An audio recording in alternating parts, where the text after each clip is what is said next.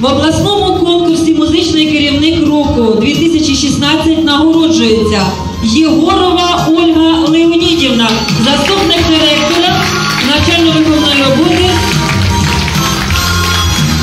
дошкільний навчальний заклад номер 218.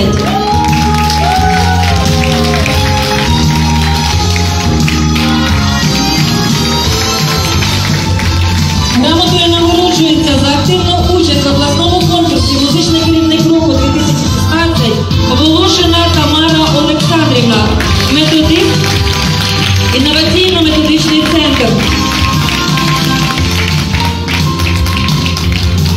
Грамотою нагороджується Марків Тетяна Васильівна, методист, інноваційно-методичний центр.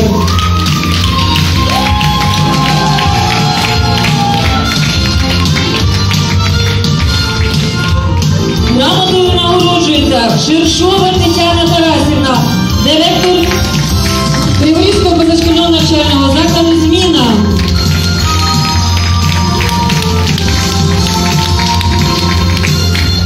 Грамотою нагороджується за активну участь в обласному конкурсі Сиромятнікова Наталія Валентинівна, вихователь-методист дошкільного навчального закладу номер 220.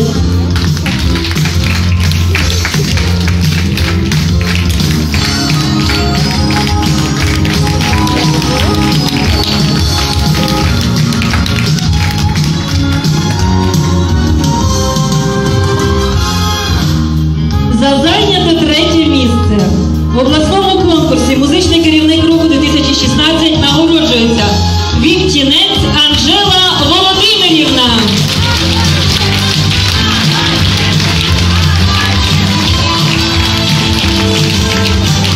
Зайняте третє місце нагороджується Довбишева Людмила Миколаївна.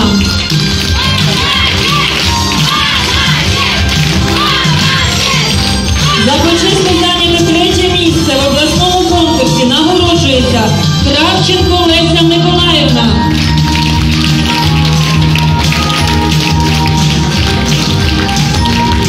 За зайняте третє місце в обласному конкурсі нагороджується Кудлай Наталія Миколаївна.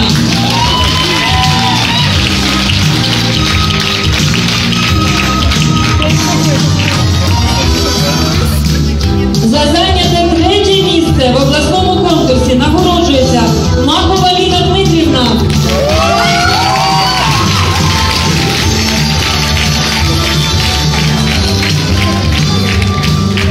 За зайняте друге місце в обласному конкурсі «Музичний керівник року» нагороджується Глущенко Вікторія Васильівна.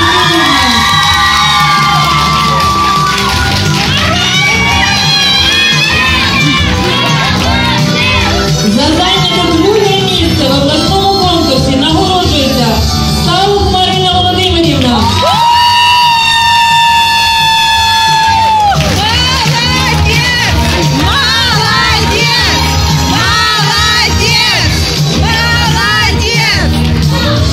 Заслужене перше місце в обласному конкурсі «Музичний керівник 2016» нагороджується Олійник Олена Володимирівна.